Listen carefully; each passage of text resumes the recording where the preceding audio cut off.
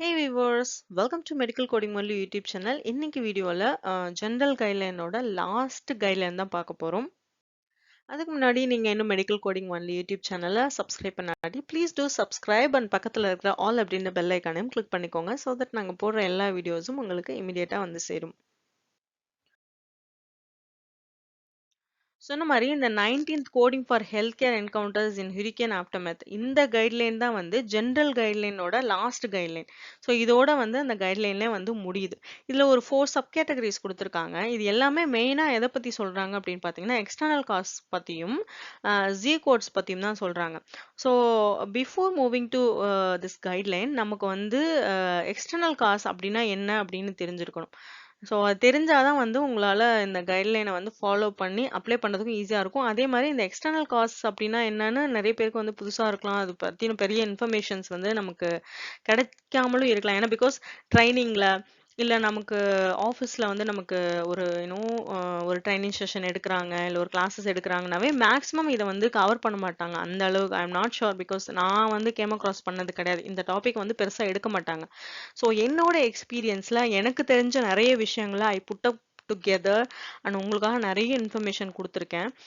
இந்த பார்ட்டில் வந்து ஃபர்ஸ்ட் நம்ம வந்து இந்த எக்ஸ்டர்னல் காஸ்ட் பற்றியும் அந்த கோட்ஸ் பற்றியும் just will have an knowledge அது எப்படி என்னன்னு சொல்லி நம்ம தெரிஞ்சுப்போம்.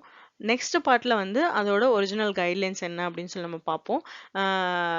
பட் இந்த இந்த பார்ட்டை வந்து இந்த வீடியோவை நீங்கள் வந்து ஃபுல்லாக அண்டர்ஸ்டாண்ட் பண்ணீங்க அப்படின்னா உங்களுக்கு ஆல்மோஸ்ட் வந்து அதுதான் உங்களுக்கு கைட்லைன்லேயும் இருக்கும். ஏன்னா சீக்வன்சிங் மட்டும் நம்ம வந்து அந்த கைட்லைனில் கொஞ்சம் பேசுவோம்.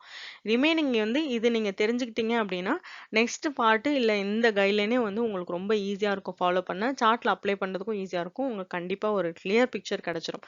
ஸோ ஃபுல்லாக ஸ்கிப் பண்ணாமல் பாருங்கள். ஒவ்வொரு இன்ஃபர்மேஷனும் ரொம்ப ஐ ஃபீல் ரொம்ப வேல்யூபிளான என்னோட எக்ஸ்பீரியன்ஸ்ல இருந்து நான் உங்களுக்கு வந்து புக்கில் கொடுக்காத இன்ஃபர்மேஷன்ஸ்லாம் கொடுத்துருக்கேன் அப்படின்னு I believe. So make you use of it. கண்டிப்பாக யூஸ்ஃபுல்லாக இருக்கும். ஃபுல்லாக ஸ்கிப் பண்ணாமல் பாருங்கள்.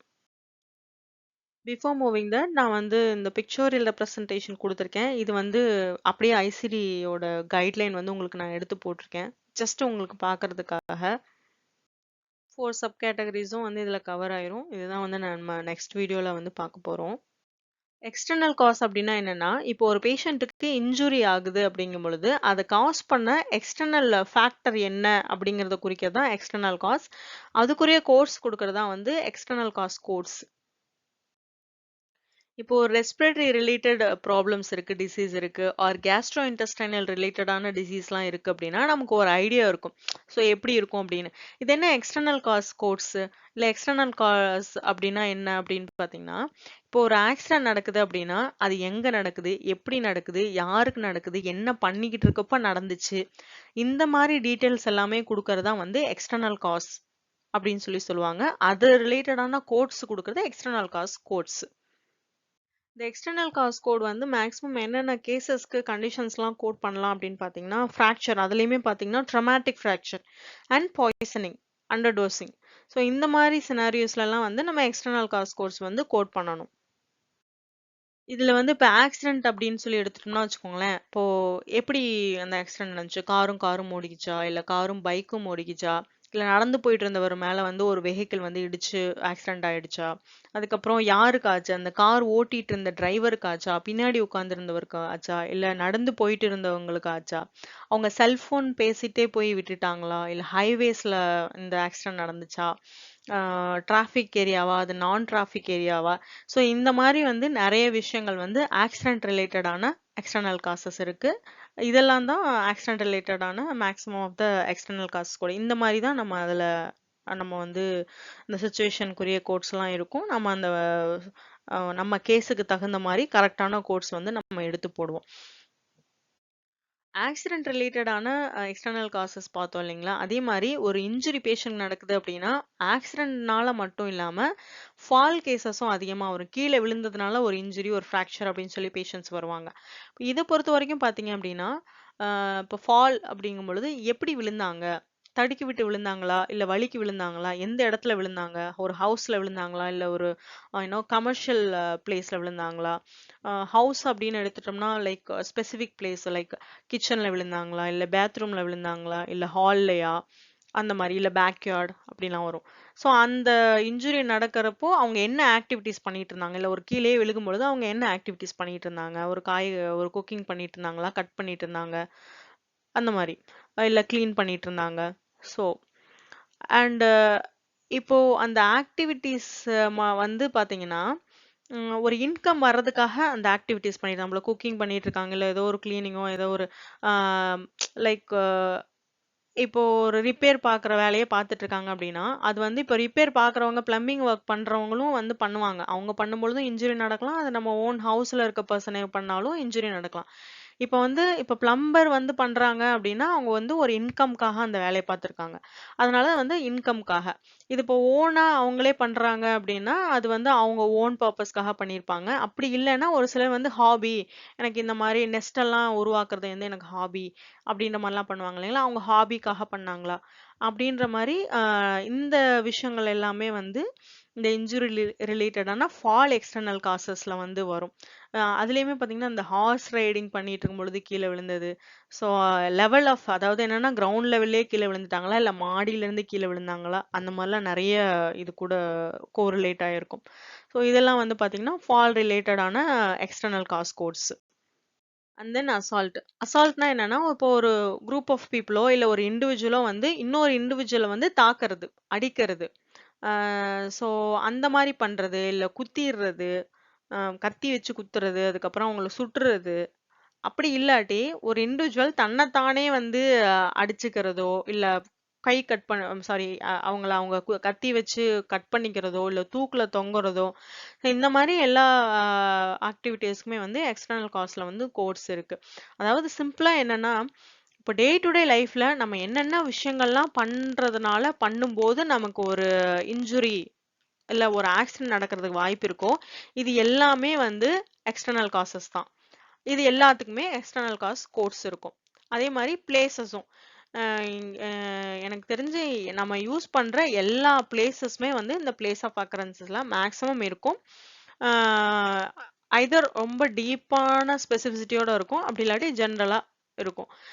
அப்படி ஒருவேளை இல்லாத இதுக்கு வந்து நம்ம அதர் ஸ்பெசிஃபைட் அப்படின்னு கோட் கொடுத்துருவோம். அப்படி நமக்கு என்ன இடம் இல்ல என்ன விஷயம்னே தெரியல அப்படின்னா அன்ஸ்பெசிஃபைட் கொடுப்போம். இது வந்து கேஸ் டு கேஸ் வந்து டிஃபர் ஆகும்.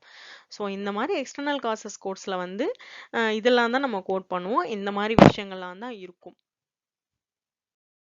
நம்ம ஏன் ஒன்லி சர்டன் கேசஸ்க்கு மட்டும் எக்ஸ்டர்னல் காஸ் கோட் கொடுக்குறோம், ஏன் வந்து எல்லா டிசீஸ்க்குமே வந்து எக்ஸ்டர்னல் காசஸ் கொடுக்க மாட்டேங்கிறோம் அப்படின்னு பார்த்தீங்கன்னா, எக்ஸ்டர்னல் காஸ் வந்து ஒரு எக்ஸ்டர்னல் ஃபேக்டர்ஸ்னால வெளியில இருந்து தாக்கி ஒரு அஃபெக்ட் ஆகி ஒரு பிரச்சனை ஒரு மனுஷனுக்கு வருது, ஒரு இன்ஜுரி வருது அப்படின்னா அதை வந்து நம்ம மென்ஷன் பண்ண முடியும். இப்போ மித்த டிசீஸ்லாம் வந்து பார்த்தீங்க அப்படின்னா லைக் ஒரு கேன்சர், ஒரு ஏகேஏ, இல்லாட்டி ஒரு ரெஸ்பிரேட்டரி ப்ராப்ளம், சர்க்குலேட்டரி ப்ராப்ளம்ஸ், இது எல்லாமே வந்து நமக்குள்ளோரையே வந்து டிசீஸ் ப்ரோக்ரஷன் ஆகி வருது. அதனால வந்து அதுக்கு எக்ஸ்டர்னல் காஸ் கோட்ஸ் வந்து கொடுக்க முடியாது, கொடுக்க கூடாது.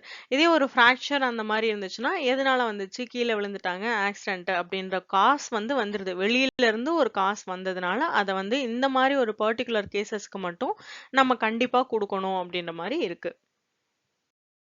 வியூவர்ஸ், ஒரு முக்கியமான பாயிண்ட். இப்போ நான் வந்து ஃப்ராக்சர் எல்லாமே வந்து சொல்லும் பொழுது இப்போ ட்ராமானால வருது, அதாவது ஆக்சிடென்ட்னால அப்படின்ற மாதிரி சொல்லிட்டு இருக்கேன், கீழே விழுகிறதுனால அப்படின்னா அது மட்டும் அதனால மட்டும் வராது. இப்போ பெத்தாலஜிக்கல் ஃப்ராக்சர் அப்படின்னு கூட ஒன்று இருக்கு. அது எதனால வரும் அப்படின்னா, இப்போ அந்த பேஷண்ட்டுக்கு போன் கேன்சரோ அல்லது ஒரு ஆஸ்டியோபோரோசிஸ், இந்த எலும்பு தேய்மானம், ஆஸ்டியோபீனியா, அந்த மாதிரி ப்ராப்ளம் இருக்கிறவங்களுக்கு கூட ஃப்ராக்சர் வரும். அந்த ஃப்ராக்சர் வந்து இன்டர்னல்ல இருந்தே வர்ற ஃப்ராக்சர்னால அது பெத்தாலஜிக்கல் ஃப்ராக்சர் அப்படின்னு சொல்லுவாங்க. ஏன்னா நான் இப்போ ஃப்ராக்சர் வந்து ஒரு எக்ஸாம்பிளா சொல்லி ஆக்சிடென்ட் அப்படின்னு சொல்றதுனால அதுல இருந்து மட்டும்தான் வரும் நமக்கு அர்த்தம் கிடையாது. அப்படி நம்ம எடுத்துக்கூடாது. ஃப்ராக்சருக்கு மட்டும் நம்ம செக் பண்ணணும். அது ட்ராமானால வந்துச்சா, அடிபட்டதுனால வந்துச்சா, இல்ல அவங்களுக்கு டிசீஸ் ப்ராசஸ்னால வந்துச்சா அப்படிங்கறது செக் பண்ணிட்டு அதுக்கேற்ற மாதிரி dramatic fracture and pathological fracture அப்படின்னு நம்ம ரெண்டு தனித்தனியா கொடுத்துருவோம். ட்ராமாட்டிக் ஃப்ராக்சருக்கு வந்து நம்ம இந்த எக்ஸ்டர்னல் கோட்ஸ்லாம் வந்து நம்ம கொடுப்போம். ஒரு பெர்சனுக்கு வந்து இன்ஜுரிஸ் ஆகுது எக்ஸ்டர்னல் காசால அப்படிங்கும் பொழுது கண்டிப்பா வந்து அந்த கோர்ஸ் நம்ம கேப்சர் பண்ணணும். இது வந்து பாத்தீங்க அப்படின்னா கவர்மெண்ட் சைட்ல இருந்துமே யுஎஸ் கவர்மெண்ட் சைட்ல இருந்துமே என்ன பண்ணுவாங்கன்னா இந்த டேட்டாஸ்லாம் வந்து கலெக்ட் பண்ணி வச்சுப்பாங்க. ஓகே, இந்த இடத்துல அதிகமான ஆக்சிடென்ட் நடக்குது, இல்லாட்டி இந்த இந்த ரீஜன்ல வந்து இவ்ளோ யூனோ ஒரு அசால்ட்லாம் நடக்குது, இல்ல இவ்ளோ பேர் சூசைட் பண்ணிக்கிறாங்க. இந்த மாரி எல்லாம் வந்து அவங்களுக்குன்னு ஒரு டேட்டா பேஸ் வச்சிருப்பாங்க. இல்ல இப்போ ஹுரிகேன் எஃபெக்ட் இருக்குன்னு வச்சுக்கோங்களேன். ஒரு புயல்னாலயோ ஒரு ஒரு சூறாவளியினால வந்து இவ்ளோ பேர் பாதிக்கப்பட்டிருக்காங்க. இந்த மாரி பாதிப்பெல்லாம் வந்திருக்கு அப்படின்ற மாரி அவங்களுக்கு வந்து ஒரு டேட்டா பேஸ் மெயின்டெயின் பண்ணுவாங்க. அண்ட் நெறைய இன்னும் முக்கியமான காரணங்களுக்காகவும் நம்ம வந்து கண்டிப்பா எக்ஸ்டர்னல் காஸ் கோர்ஸ் வந்து இருக்கு அப்படிங்கும் பொழுது டெஃபினட்டா வந்து ஒரு இன்ஜுரி இருக்கும் பொழுது நம்ம வந்து அத முடிஞ்ச அளவுக்கு மோர் ஸ்பெசிஃபிக்கான கோர்ஸ் நம்ம வந்து கோட் பண்ணணும். இப்போ உங்களுக்கு எக்ஸ்டர்னல் காஸ்ட்னா என்ன, எக்ஸ்டர்னல் காஸ்ட் கோட்ஸ் வந்து என்ன அப்படின்ற மாரி உங்களுக்கு தெரிஞ்சிருக்கும். இதனை தொடர்ந்து நம்ம நெக்ஸ்ட் பார்ட்ல வந்து அதோட கைட்லைன்ஸ் எல்லாம் வந்து பார்த்துருவோம். ரொம்ப சிம்பிள் அண்ட் ஈஸியா தான் இருக்கும். உங்களுக்கு இந்த வீடியோ பிடிச்சிருந்துச்சுன்னா லைக், ஷேர் அண்ட் கமெண்ட் பண்ணுங்க. Please do subscribe to medical coding only and பக்கத்துல இருக்கிற ஆல் அப்படின்ற பெல் ஐக்கனையும் கிளிக் பண்ணிக்கோங்க. தேங்க்ஸ் ஃபார் வாட்சிங். See you in next video. Bye bye.